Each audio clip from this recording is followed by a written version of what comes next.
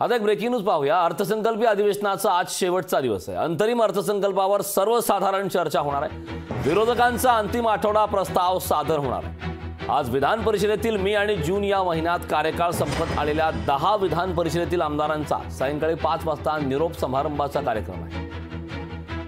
अधिवेशनाचा आजचा शेवटचा दिवस आहे। तर कार्यकाळ संपत आलेल्या 10 विधान परिषदेतील आमदारांच्या सायंकाळी 5 वाजता निरोप समारंभाचाही कार्यक्रम आहे। अंतिम आठवडा प्रस्ताव आज सादर होणार आहे। अर्थसंकल्पीय अधिवेशनाचा आजचा शेवटचा दिवस आहे। विरोधकांचा अंतिम आठवडा प्रस्ताव आज सादर होणार आहे।